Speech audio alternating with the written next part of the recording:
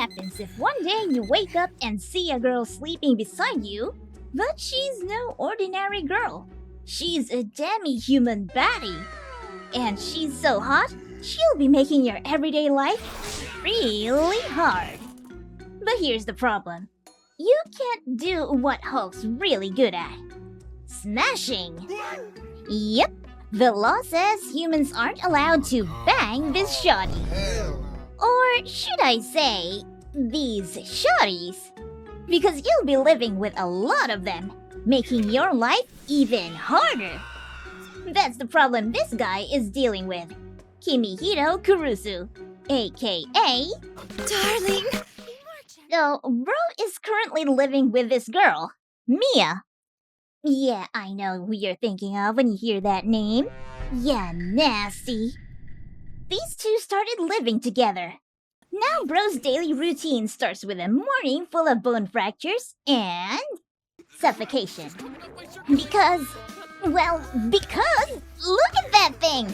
That thing's thangin'! And because of her massive figure, Darling had to renovate his house just so they'd fit. Not only that, but bro has to keep her warm. And it's not what you think. Since Miia is cold-blooded, he has to keep her with something warm. You know, hot bath, hot blankets, hot meat. Now, since these daily temptations are so hard to deal with, one morning, Kuroko Smith, the so-called cultural exchange coordinator, whose job is to keep demi-humans safe and their hosts out of trouble, just spawned in the kitchen to remind Kurusu that, at all costs, he must not engage in prohibited matters. You know, like emotionally and physically hurting Miia, or, taking her innocence. But to be fair, this girl ain't acting innocent at all. Well, if he fails to avoid any of that, bro will be arrested and Miia will be deported. And while Smith is warning Kurosu, she's also acting very seductive, just to prove her point that bro is way too easy to tempt. But as things were about to get really spicy, Miia just grabbed RMC, had him choking, and warned Miss Nasty Smith to back the fuck off. So Smithy dips, telling our boy to keep his pants on. And the moment she leaves, Miia immediately tries to take them off, not giving a damn about the law. But before she commits what the Lord forbids in his 6th commandment, Kurusu stops her because he feels something start to break. And worry not, it's not his pee-pee. Bro just got his arms dislocated. Now you're probably thinking, why this mofo risking this girl? This guy is just a guy. And well, here's the lore. You see, 3 years ago, humans and demi-humans were living completely separate lives. Liminal girls like Miia were basically hidden from the public. Then the government dropped the cultural exchange between species bill, and suddenly, demi-humans and humans could live together. But again, pipe laying is a big no-no. Now, our boy Kurusu wasn't even supposed to be part of this program. But because Kuroko Smith can't do her damn job, she accidentally dropped Miia at his house and forced bro to adopt her. And even though this was a huge mistake, Miia decided she's staying. Why? Simple. The first time they met, Kurusu treated her differently. Bro wasn't terrified, he was nice to her. Actually, too nice. So from Mia's perspective, this ain't just a guy, this is her guy. The one human who saw her as more than just a half-snake monster. And now she wants him so much, she's ready to risk deportation and the wrath of the law just to get that darling experience. And things are just about to get good. So the next day, the two started dating, quote unquote. And Smith warned Kurusu that he should be with Miia all the time. Miia took that personally, so when they passed a lingerie shop, she dragged Kurusu's ass straight to the changing room and started asking which bra would fit her. Bro managed to escape by just saying, "They're both good." But on his way out, he grabbed something weird. And he's standing there like, "Nani?" Until Miia pops her head out and says, "That's my panties. Give them back." Oh no! Bro got so flabbergasted that Miia yeeted him across the street. Still, the two actually had a good time together. But as they were having their moment outside, there's one thing you just can't get rid of in humanity: racism. Some random guy and lady started making fun of Mia's race, and she almost attacked them. But our bro blocked the attack and reminded her that both species aren't allowed to physically harm each other. Or, get instant deportation. Since the crowd was starting to pile on and make fun of them, Kurusu decided to take Miia somewhere Smith specifically warned him not to go: the Love Hotel. Oh yeah. It's not like bro was gonna do anything sus. He just wanted Miia to be safe from the public. But while they were in there, Miia started discovering things she definitely wasn't supposed to know. And limited knowledge wasn't enough to stop her intrusive thoughts, so she started doing what she always does with Kurusu. Then, in an instant, everything was like... the entire room basically exploded, and the cops entered the chat like the Ginyu Force making a dramatic entrance. When Smith realized it was just a false alarm, it didn't help that that same guy and lady from earlier started laughing at them again. Miia almost went for round 2, but Bro came in swinging and unleashed that United States of Smash, smacking those two clowns so hard they broke the damn window. But the hit got Kurusu injured, which just made Miia fall for him harder. Especially when he said hitting them wasn't worth getting deported. Plus, he wouldn't forgive someone for being rude to a girl. That hit Miia right in the feels, so she instantly pounced on him crying and started stripping.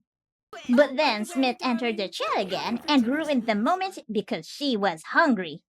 Miia got really pissed at Smith, but instantly changed her mood when Smith handed her something she dropped: her panties. So, when Miia and Kurusu were outside hanging laundry, Girl was in a really good mood because of what happened yesterday. But when she said she was gonna protect our boy next time too, Bro started screaming because this girl just swooped in and yoinked him. This is Papi, and since she's got a bird brain, she even gets confused about her own name. He drops Kurusu in a tree like it's an Amazon Prime delivery, then instantly gets distracted by an ice cream truck. So Kurusu ends up buying her some ice cream, which was a totally big mistake because Papi's got no hands and she instantly drops it. And it gets worse. Kurusu offers her his popsicle, and Girl starts doing the Glog Glog 9000 because she's afraid of holding it and dropping it again. And everyone is just staring at them. But Bro makes it even worse when he pulls that thing out of her mouth. Cream goes splattering everywhere. Now her face is all sticky, so she decides to, clean up by taking a bath in the fountain, dragging Kurusu with her. Oh Lord! And look who just arrived! Miia! And Girl is ready to start World War III. Now we've got Snake Waifu versus Bird Loli doing WWE in the fountain, and Bro's just dying in the middle of it. But then everyone gets distracted by a random little girl stuck in a tree. Wait, how did little sis get up there? Oh, she tried to get her balloon. Skill issue. The gang tries to help, but Papi's too wet to fly. Miia climbs up like a champ, but gets tired and ends up spooking the kid, who falls. Miia misses the catch, and little girl almost gets despawned literally. Papi catches her, but since she's still wet, she can't flap those wings. But no worries, Kurusu saves the day. The parents thank them, and like in all classic entertainment, the cops arrive late. But then the officer's like, "Yo, where's Papi's host family?" Kurusu tries to improv and totally rizzes Miia again, saying he's the host for both girls. Hell yeah, that's my boy! But just like any cop, Bro wants to see the receipt. Perfect timing. Smith spawns in with paperwork. The funny thing is, she always has that paperwork because no one else wants to host Papi.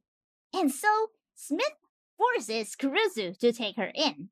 Then Papi says she wants to take a bath with Kurusu, and Smith's shocked that Miia isn't even complaining. Mia's like, she's just a kid. Nothing wrong with that. Yeah, tell that to Diddy. Then Smith hits her with, nah, girl, she's the same age as you. And the moment she hears that, Miia rushes to the bathroom like Johnny from The Shining, destroys the door, and screams, I'll bathe her myself! So she ends up washing Papi, warning her that if she lays a hand on her darling, there will be consequences.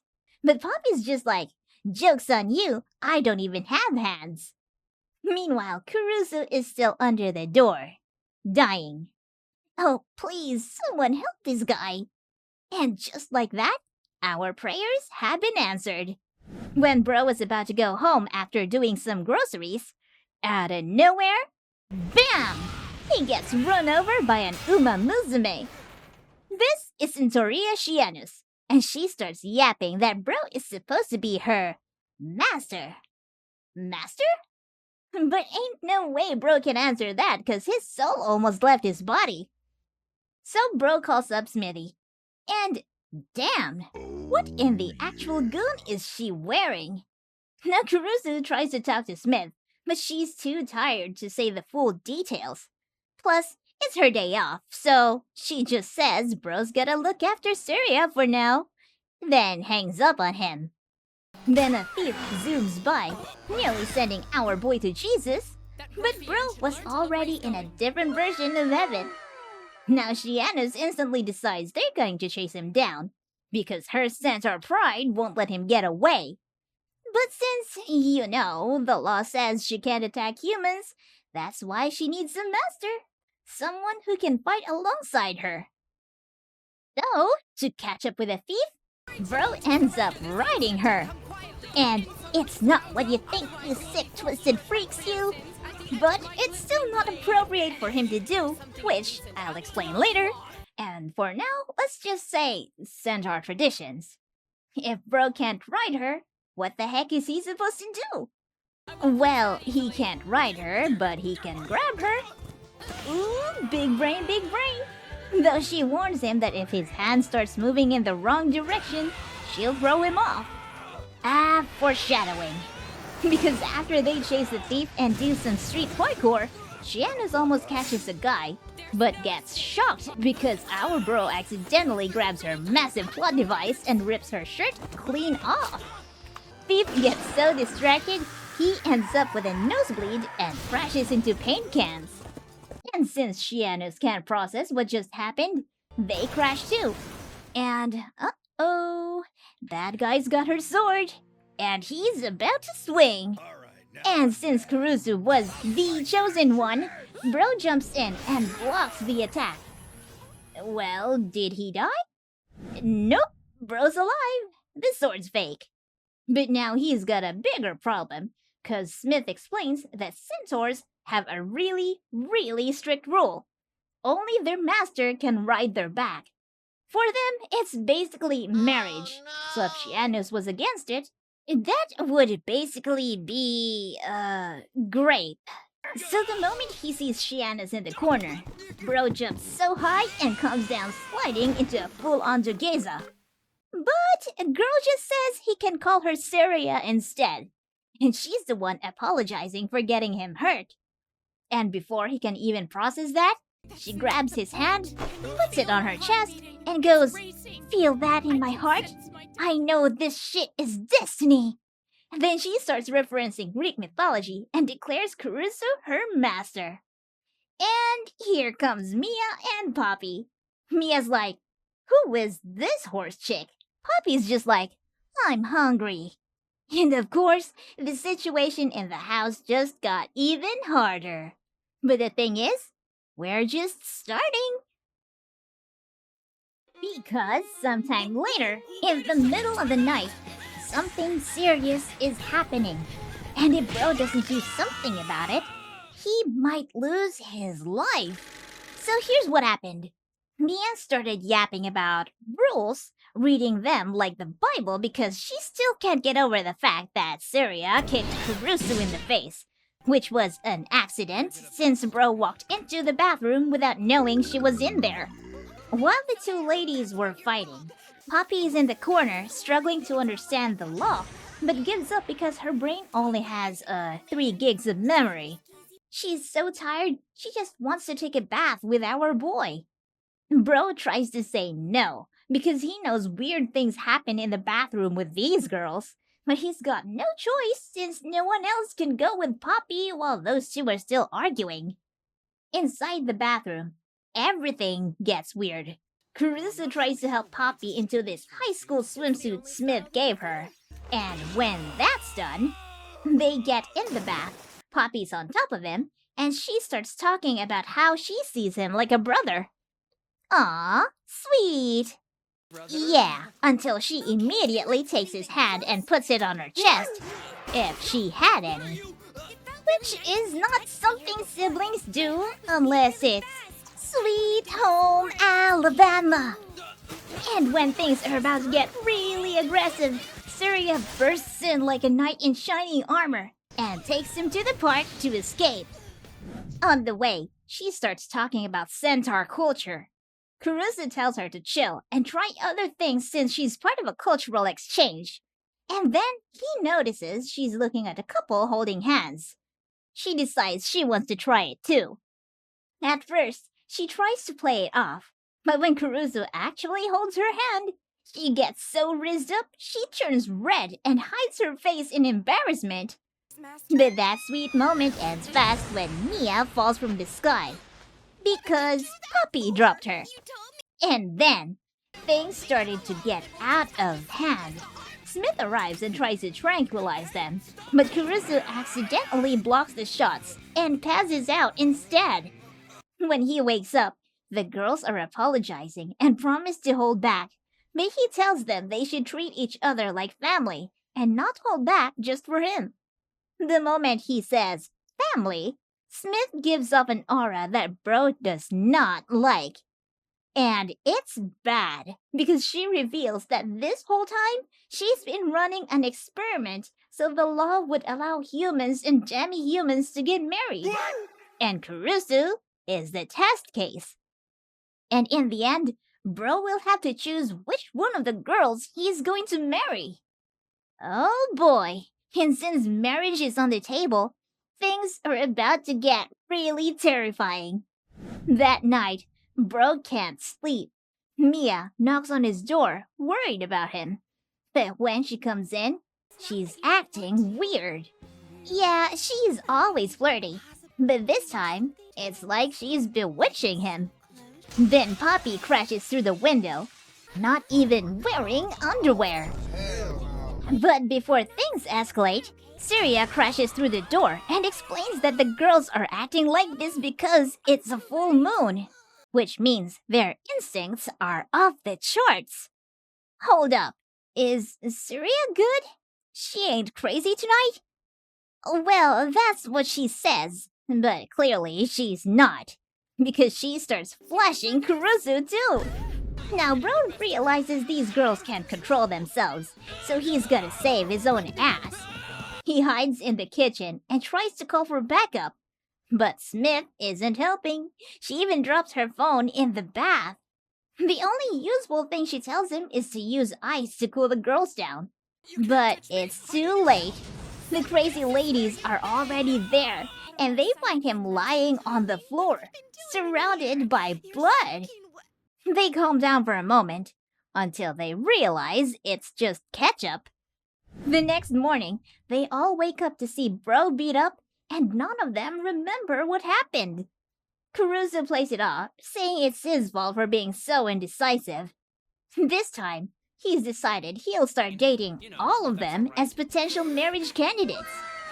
He says he'll look forward to it, and then passes out. But Kurusu, my guy, let me correct you on that one. You won't be dating 3 of them because there's gonna be more of them.